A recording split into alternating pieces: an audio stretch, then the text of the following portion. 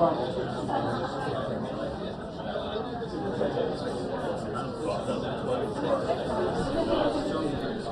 check, 1, 2, mic check, 1, 2, 3, audio check, 1, 2, 3, 4. Check, check, 1, 2. Mic check, 1, 2, 3, audio check, 1, 2, 3, 4. Check, 1, 2. Check, check. Check, 1, 2, 3.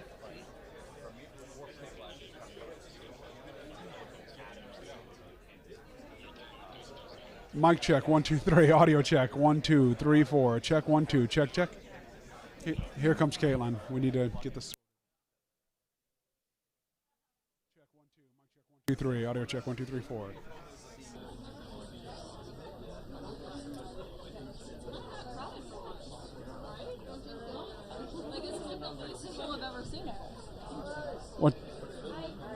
What's that? Hi. Hello. Should I sit on this box? All right. Thanks, man. Yeah, probably. Let's get you. Oh, I'm sorry. Oh, sorry, man. Let me get you an actual. Let me have that out. I know. She's going to need 2 boxes. She's Two boxes. 2 boxes? It's actually my contract. 2 boxes. Thank you. Hi, control room. Look, I tried. It feels semi-stable. Do you want the It feels good. It feels okay. Sure? Yeah. I really don't want you to fall. Me neither, because I'm going to regret it only because I'll feel like... Colin will take it. No, it's good.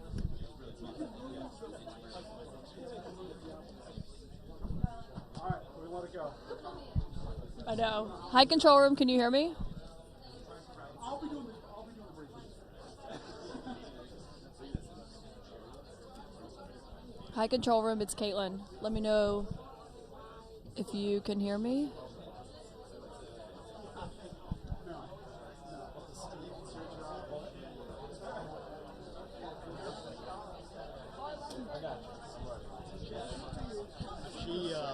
Starts to fall.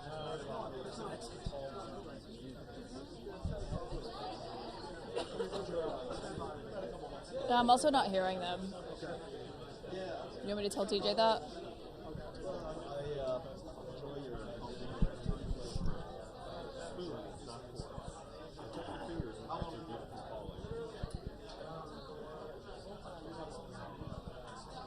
Hey, it's Scott. How's it going?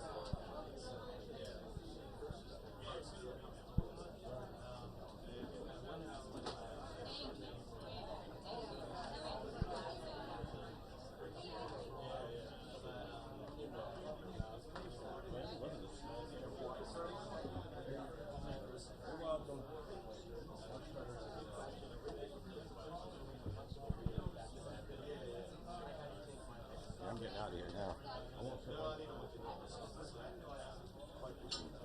This is about Caitlin. I think you guys are working on it right now. Hi, Christy. I got you. Can you hear me? Okay, cool. And you guys take it on Perfect. Thank you, Scott. The rest is up to God.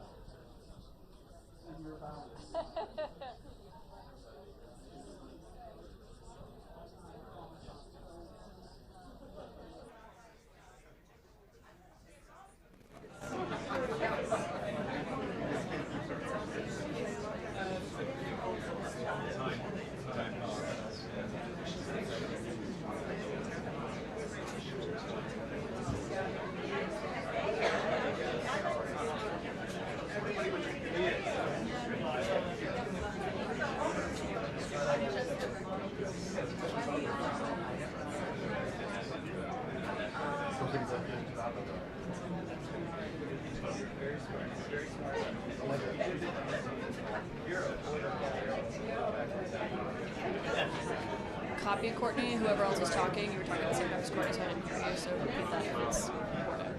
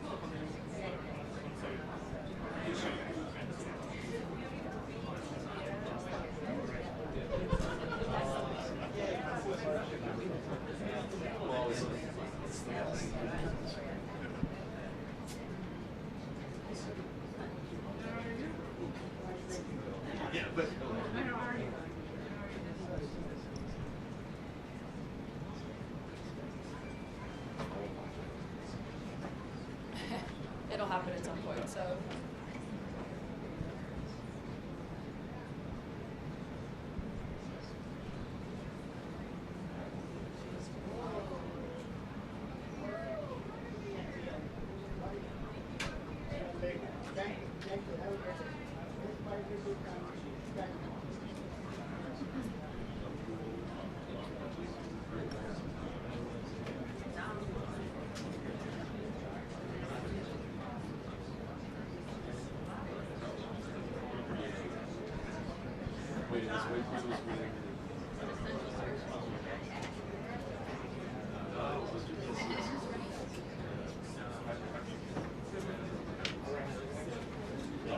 If I had to guess, I bet we hear a lot from Karoline Leavitt, and we were heard from speakers Johnson this morning, basically reiterating their position that the House has nothing to negotiate. They did their job. They passed a bill, sort of countering this message from Democrats to suggest that Republicans share the blame. Boris, this is the first time we've heard from the White House press secretary here in the briefing room since Chicago and Illinois and those AGs filed those lawsuits against the administration over their planned deployment of the National Guard, something that President Trump has been threatening for several months now, and now officials there obviously believe he is ready to make good on. And so what we're going to hear from the White House, obviously we've seen this big playing out over the last 48 hours or so, where they have argued that a judge cannot override the president's authority when it comes to sending the National Guard to places where he believes that it needs to be. Now, of course, this reached a fever pitch over the weekend, and we've seen this playing out inside courtrooms over the weekend after that lawsuit, after the federal judge, who I should note, you mentioned her there, Boris, she was actually appointed to the bench by President Trump during his first term in office. She put out that temporary restraining order blocking the president from being able to deploy other members of different states' National Guards to Portland. That is something that she basically was arguing it wasn't tied to the facts of what's happening on the ground. And we've seen the White House arguing against that. The president has been speaking about this at length, and including yesterday was saying the judge should be ashamed of himself in this. Obviously, it's a woman judge who made this ruling. But that is really the question here of where this is going to go forward for this White House, because this is very clearly something the president has been trying to push, and he is facing serious resistance from the courts over this, saying that it doesn't line up with what's actually happening on the ground in cities like Portland. Now, we've also heard from the governor of Chicago on this front, who has been basically criticizing the president over this. And one thing to point out from that lawsuit that was filed today, Boris, they cite posts from the president going back to 2013 when he was saying that the National Guard should be on the streets of Chicago, not in Syria at that time when that chaotic civil war was playing out. And so they're basically saying this is a long-standing position the president has had. It's not based on what's happening on the ground right now. And of course, the question is how the administration is going to handle that serious pushback that they are getting from the courts. So the day goes on. I will continue to watch it.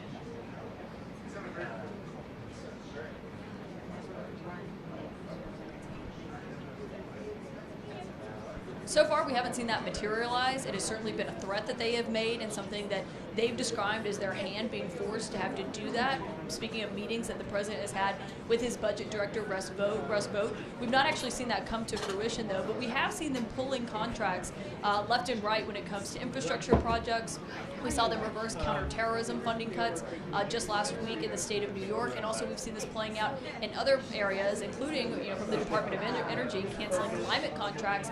But the argument from the administration on that front, Boris, has been we have to pull this funding because of the government shutdown. But in my interview with the Energy Secretary, Chris Wright, here at the White House last week, he actually acknowledged that it wasn't tied to the shutdown at all, that it was a long time thing that they had been planning and reviewing and working on for months. And he also said that there could be more to come potentially. So obviously a lot of questions here at the White House to see what they say about both of these fronts and whether or not they believe that government shutdown is going to come to an end anytime soon, as we've seen a virtual standoff happening on Capitol Hill.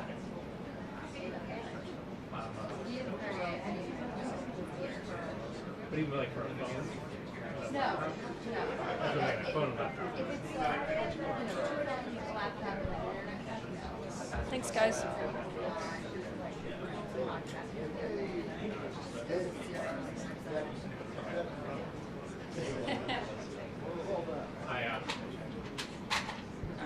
pulled up information. Yeah. And then I'm like, how do you get it? Alright, so you should ask any photographer. We're all set. I'm not sure university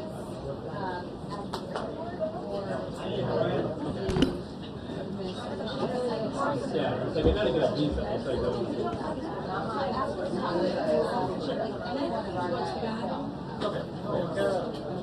Kara. So got it. Otherwise, you'd be like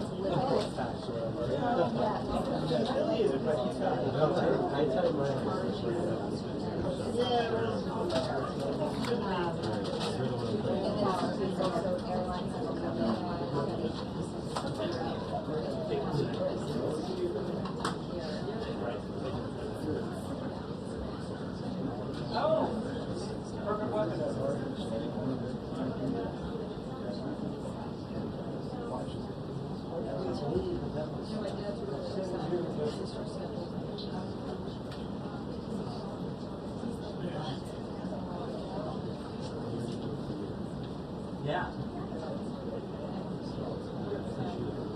Oh, yeah.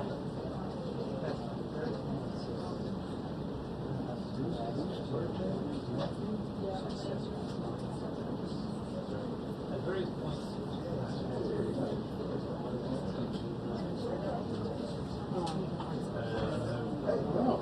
What's the drink?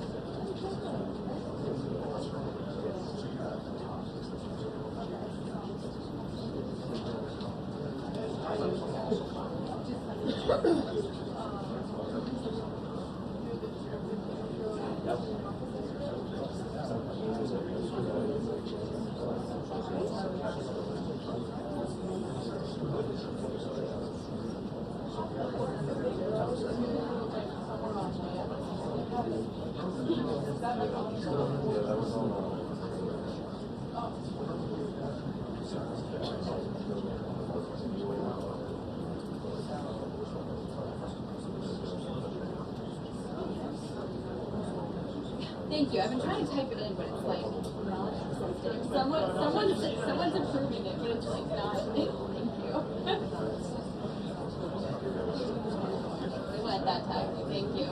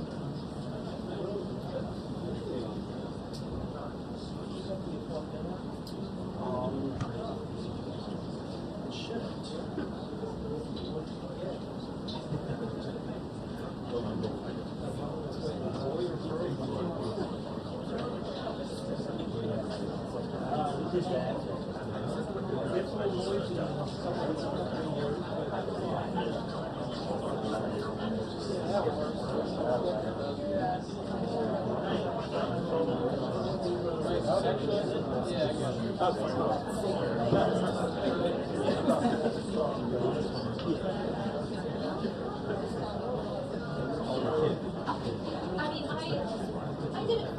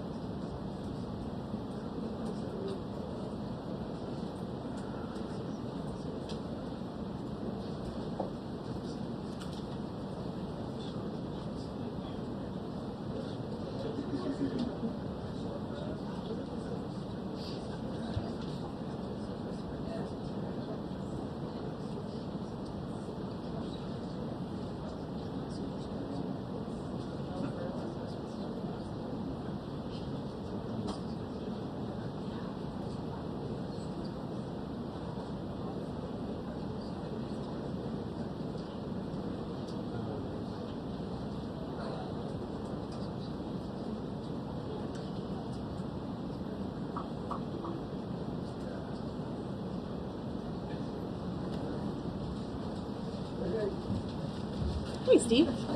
How are you? Glad you're so excited to see me today. Alrighty. Good afternoon, everybody, and happy Monday. Let's get to it, and we'll begin with a few scheduling announcements today. President Trump will be hosting the Canadian Prime Minister Mark Carney tomorrow for a working meeting here at the White House. On Thursday, the president will host his 8th cabinet meeting alongside his incredible team. Also on Thursday afternoon, President Trump will host the president of Finland, Alexander Stubb, for a working meeting here at the White House.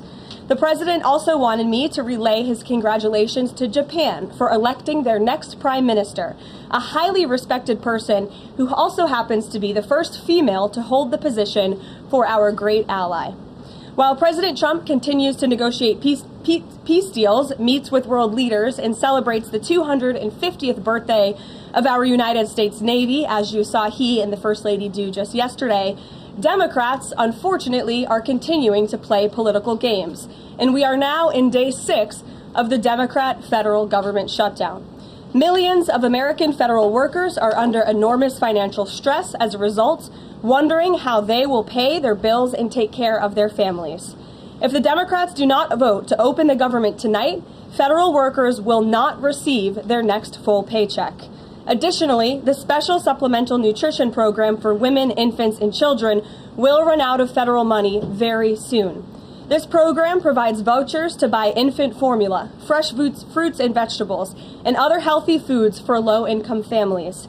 It can be easily fully funded if Democrats simply vote tonight to reopen the government. Also, our incredible military service members who risk their lives to preserve and defend our country are now working without pay and will miss their next paychecks if this Democrat shutdown does not end tonight. The Republican-backed clean and nonpartisan funding bill fully funds this important food aid program, gets our troops paid, and reopens the government. So all of this begs the question, what is the Democrat ongoing shutdown truly about? The sad truth, we believe, is that the Democrats intentionally shut down the government and are inflicting this pain on American citizens to try and demand free health care for illegal aliens. Of course, this is an indefensible and truly radical policy to be in favor of, let alone to use as the primary reason to shut down the United States government. So the Democrats and their allies are desperately lying about their true motivations. We have to set the record straight with the facts so the American people understand what's really at play here. House Republicans passed a clean and nonpartisan funding bill to keep the government open and ensure our troops and other hardworking Americans are paid. Every single House Democrat except one voted against this clean and nonpartisan funding bill. Senate Republicans have subsequently tried to pass this same clean funding bill 4 separate times, and they will do so again tonight. to fully pass it to be sent to the president's desk for signature. And the president is ready to sign this bill to reopen the government as soon as it is sent to his desk. Yet every single Senate Democrat except 3 have voted against this clean and nonpartisan funding bill. The Democrats' current position is that the only way the American government can reopen is if illegal aliens can get free health care. Don't take my word for it, just look at what's inside of the Democrats' proposal to reopen the government. Their funding proposal would result in nearly $200 billion spent on health care for illegal aliens and other non-citizens over the next decade. To put this in perspective, $200 billion is enough money to fund the entire children's health insurance program, which provides health insurance to low-income children and women. Under the Democrats' proposal, the millions of illegal aliens who improperly were granted asylum and paroled under the Biden administration would once again be allowed to receive Medicaid benefits. It does not end there. The Democrat proposal would also require Medicaid to pay more for emergency care provided to illegal aliens than it does for American patients who are disabled, elderly, or children. When someone shows you who they are, believe them. The Democrat Party has unfortunately closed our government, costing Americans their jobs, threatening our military readiness, harming our economy, and causing chaos, all to help the illegals who broke into our country. Instead of holding illegal aliens accountable and removing them from our country, which is what this administration is trying to do every day, the Democrats want to give them the free benefits paid for by the American taxpayer. Democrats in 2025 are for illegal aliens first and Americans last. This is the reality we are unfortunately facing right now in Washington, D.C. President Trump and Republicans will not give in to these radical demands. The president and Republicans have a sacred responsibility to serve and protect the interests of their constituents, the American people. That's why we are backing a clean and nonpartisan funding bill with no strings attached to reopen the government. Democrats should do what they did 13 separate times under Joe Biden and vote for this exact same type of funding bill. Now the Senate will vote tonight for the 5th time to reopen the government on the 6th day of this shutdown. All we need are an additional 5 Democrat senators to end this madness and vote for the clean funding bill to reopen the government. If you are an American watching at home right now, call your Democrat senators and tell them to do the right thing and end this shutdown. With that, I will take your questions. Here in our new media seat today, we have Elizabeth Mitchell from the Daily Signal. Elizabeth, thanks for being here, and please kick us off. Thank you for having me. I have 2 questions. First, President Trump told reporters yesterday that firings of federal employees are taking place right now. In which departments have people already been fired from their federal jobs due to the shutdown? The president was referring to the hundreds of thousands of federal workers who have been furloughed as a result of this federal government shutdown, both here at the White House and across the entire federal government. At agencies across the board, there are federal workers who are staying home. Many of them work in the White House. You know them. Some of them sit just behind me at those desks. They are unable to show up to work right now because the Democrats chose to shut the government down. And so we're already, unfortunately, seeing the consequence of this. And then, of course, the Office of Management and Budget is continuing to work with agencies on who, unfortunately, is going to have to be laid off if this shutdown continues.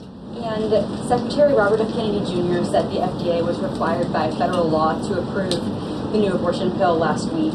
Is the administration considering steps to undo this in light of requests from pro-life Congress members and organizations? I think Secretary Kennedy and the Department of Health and Human Services, as I addressed in the briefing last week, were following the law, and we will continue to do so. As I said last week as well, it's not an endorsement of this drug by any means. It's just a law that they were following. Jennifer.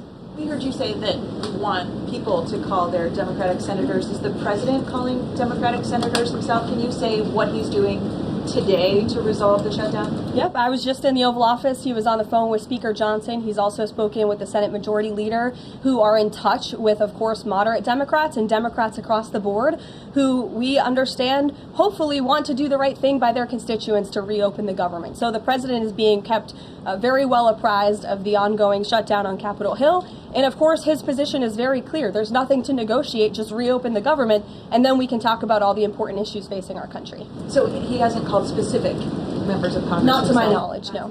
And then on the Affordable Care Act, is he willing to give more to share more on what he'd like to negotiate on the Affordable Care Act later? Is he willing to say specifically what he would like and when? But look, the president is definitely committed to fixing and improving our healthcare system. You saw it again last week when he had one of the largest pharmaceutical companies in the world coming into the Oval Office and promising to lower drug prices by 200, 300, 100% in many cases for various types of drugs for American patients. That is a huge fix to a broken system that has been ripping off the American people for far too long. So the president's very committed to this. But right now, we need to reopen the federal government, and the president is remaining very firm in that position. Catherine. If the vote fails in the Senate today to reopen the government, would that trigger layoffs? Look, again, we hope that the vote will not fail because this administration wants to reopen the government. We don't want to see people laid off. But unfortunately, if this shutdown continues, layoffs are going to be an unfortunate consequence of that. Is there a timing for when that would happen? Well, look, we'll see how the vote goes tonight. Is the White House floating a proposal to cap Obamacare subsidies by denying them to new enrollees? I have not seen a proposal like that. Emily. Thanks, Caroline. The president said yesterday he was considering a phase 2 approach to Venezuela. Is the president considering U.S. boots on the ground or any kind of support of overthrowing Maduro?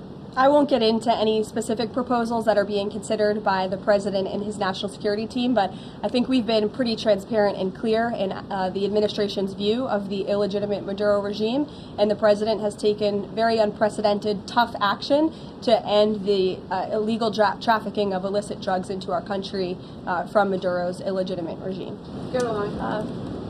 Danny, go ahead. Thanks, Caroline. The French government has collapsed again for the fourth time in a year. And I was just wondering if there's any concern in the White House about the kind of ongoing political crisis there. Any thought about whether the President Trump's good friend, President Macron, should either call elections or even resign over that?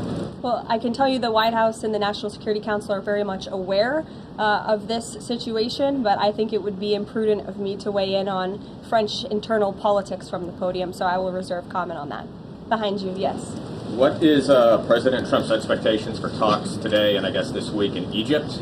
And is there a new timeline that the president is giving all sides to reach an agreement? Yes. There are technical talks happening right now in Egypt amongst Special Envoy Witkoff and Mr. Kushner, as well as their respective parties from all sides. What we saw take place on Friday, and I have not commented on that from the podium yet, is truly remarkable. You've seen all sides of this conflict agree that this war needs to end and agree to the 20-point framework that President Trump proposed. It's an incredible achievement, and the administration is working very hard to move the ball forward as quickly as we can. The president wants to see a ceasefire. He wants to see the hostages released, and the technical teams are discussing that as we speak to ensure that the environment is perfect to release those hostages. They're going over the lists of both the Israeli hostages and also the political prisoners who will be released, and those talks are underway, and the president is very much on the ball and is being apprised of this situation. The president has given a Sunday evening deadline. Obviously, the negotiations have extended that, I imagine. What is that new deadline? Does the president have a time frame in mind to see this phase implemented? Well, the Sunday evening deadline was to hear back from Hamas on the proposal one way or another. And of course, on Friday, Hamas put out a very clear statement in the president's view that they accept the president's framework, and that's why those technical talks are now underway. But again, we want to move very quickly on this, and the president wants to see the hostages released as soon as possible. Steve. How long do you expect those technical talks to last, Caroline? I don't want to draw a red line up here, Steve. Of course, it's very important, as I just mentioned, that we get this done quickly. That's how the president's team feels, so we can get some momentum, get the hostages out, and then move to the next part of this, which is really ensuring that we can create a lasting and durable peace in Gaza and ensure that Gaza is a place that no longer threatens the security of Israel or the United States. What do you expect to be on the agenda for the president's meeting with the Prime Minister of Canada tomorrow? I'm sure trade will be a topic of discussion tomorrow and all of the other issues that are facing both Canada and the United States. I know the president looks forward to having that discussion with Carney in the Oval Office. Caitlin. Thanks, Caroline. I have two questions. On the layoff of federal workers, potentially, the president said yesterday that Democrats will be to blame if federal workers lose their jobs. Historically, though, in past shutdowns, workers have been furloughed, but they have not been laid off en masse. So wouldn't that be the president's call to lay people off? As I've said repeatedly, Caitlin, this conversation about layoffs would not be happening right now if the Democrats did not vote to shut the government down. And as I also said last briefing as well, we are $37 trillion in debt, and the government is not receiving any cash. So someone has to look at the balance sheet and be good stewards of the American taxpayer dollar. And layoffs are an unfortunate consequence of that. Term, for example. Well, as I'm telling you now, this administration is focusing on checking the balance sheet and ensuring we're doing the right thing by the American taxpayer. And again, these conversations about layoffs would not be happening in the White House today if not for the Democrat shutdown. And they have a choice to change that. They have another opportunity tonight to do the right thing to reopen the government.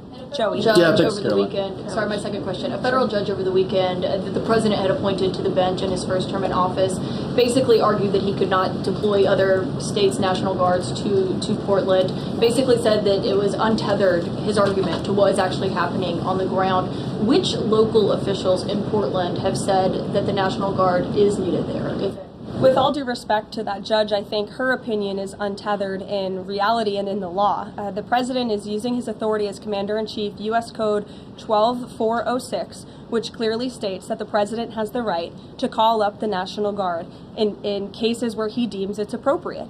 And if you look at what has happened in Portland, Oregon, for more than 100 nights, I was talking to our law enforcement team about it this morning, for more than 100 days, night after night after night, the ICE facility has been really under siege by these anarchists outside. They have been disrespecting law enforcement. They've been inciting violence. We saw, again, a guillotine rolled out in front of this federal building. And so the president wants to ensure that our federal buildings and our assets are protected.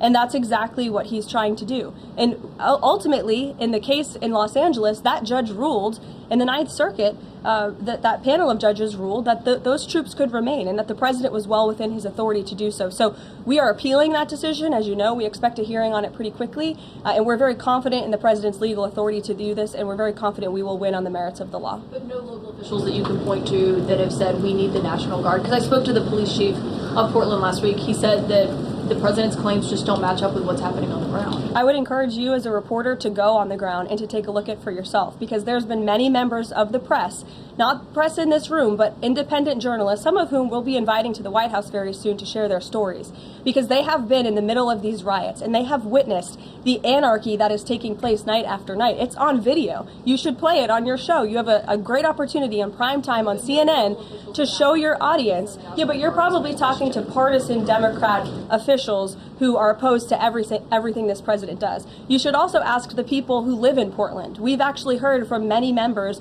of the community who have said that this is complete civil disobedience. It's a mess. It's been loud. It's been troubling for neighbors in the community who are just trying to live peacefully.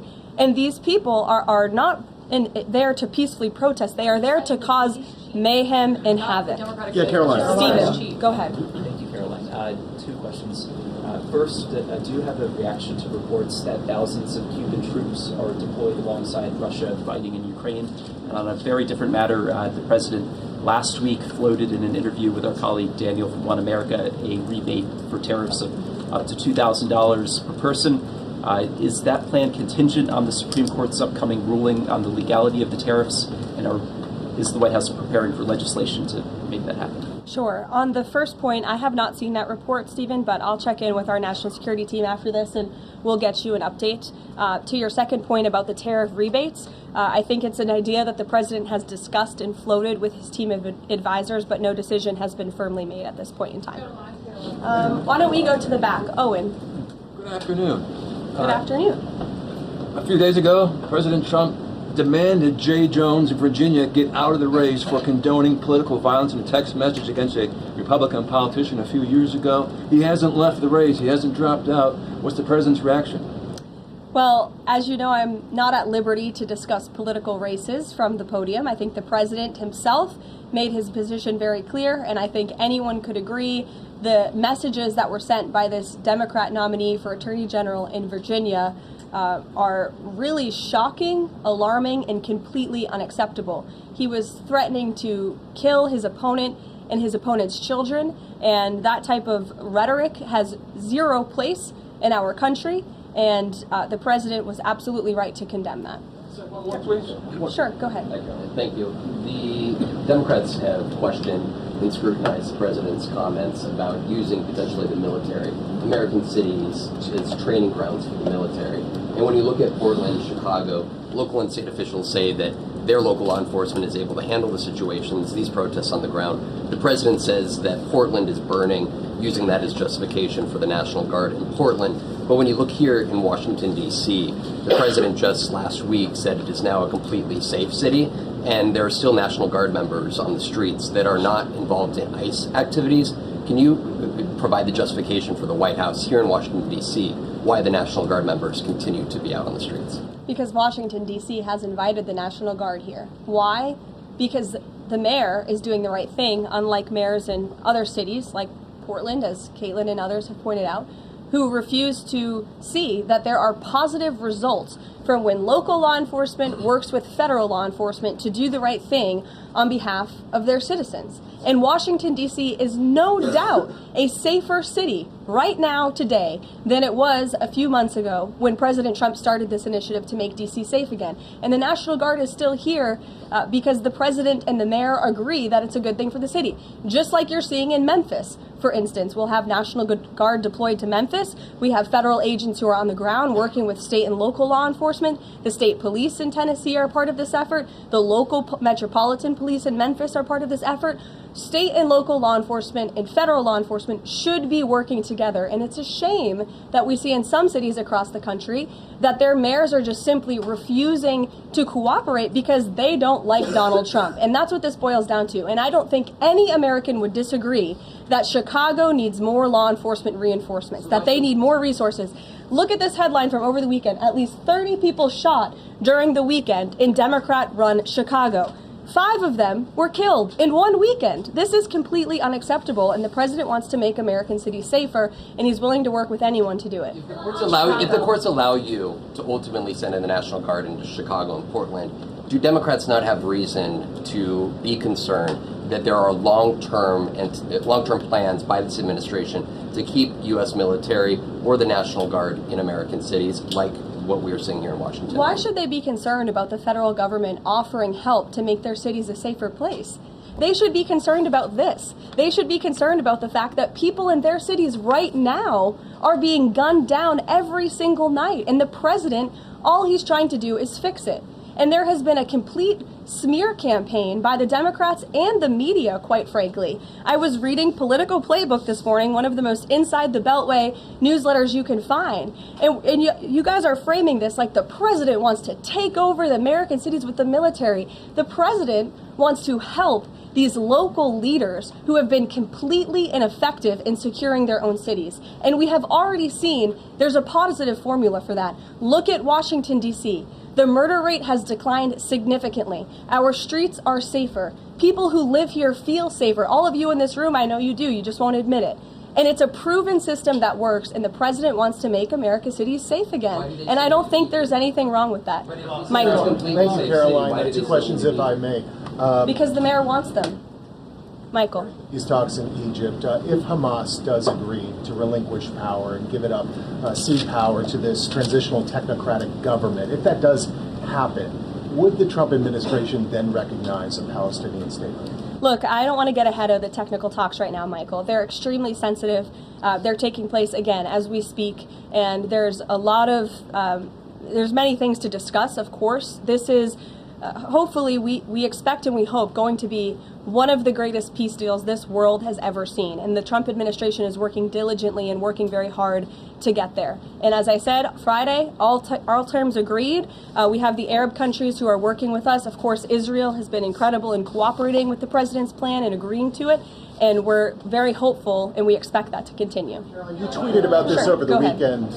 Thank you. I was going to you in the blue shirt and tie. Thank you, Caroline. You're welcome. The Daily Mail. Today, the Supreme Court declined to hear Ghislaine Maxwell's appeal. Will Trump rule out granting her clemency? Is that something the White House is considering?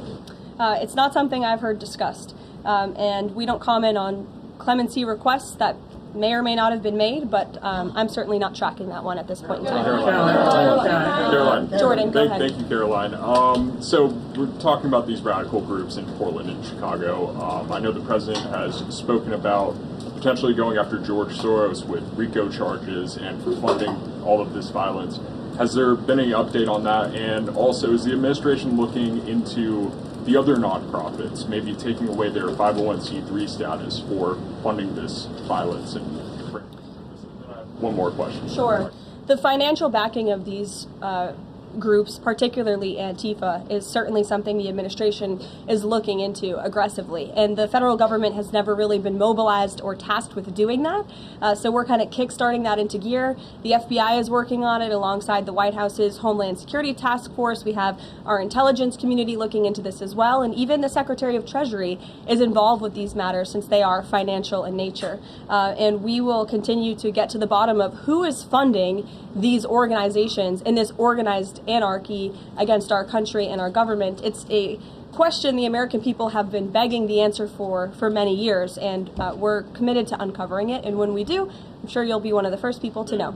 Separately, Karoline. Thank you. So Gaza, under the president's plan, is going to be governed by a transitional governance of a technocratic, apolitical Palestinian committee made up of qualified Palestinians and international experts. Now, given how radicalized the Palestinian population is in Gaza and in the West Bank, can you offer some insight or guidance into who are some of these Palestinians that are going to be considered for leadership roles in Gaza and where you're going to be finding them? And do you have any names? We're not quite there yet, Jonathan. The president believes peace is possible in Gaza, and that's why he presented this detailed and comprehensive plan. The first step of that is securing a ceasefire and releasing the hostages, and then those conversations about ensuring a durable and lasting peace can continue. But what do you need to have peace in a region like Gaza that's been war-torn for far too long? You need security guarantees and you need good governance. And so those will be two of the priorities that this administration is focused on. If I may, the president has said he wants the government to reopen this week in a deal. What's going to happen by the end of the week if there's no deal? What's the White House prepared to do? With no deal with what? To reopen the government. Look, as I said, unfortunately, there's going to be a lot of pain inflicted. There already is on the American public, on our troops who are not being paid, again, on women and young children who depend on critical food assistance. We hate to see this. And in fact, the Office of Management and Budget is trying to do everything they can to find funds to get out the door for these vulnerable populations in our country. Again, we shouldn't be having to do that. The Democrats have a chance to change course tonight. I believe the vote's taking place at 6:30, and we urge Democrat senators to vote to reopen the government and to do the right thing. Thanks, guys.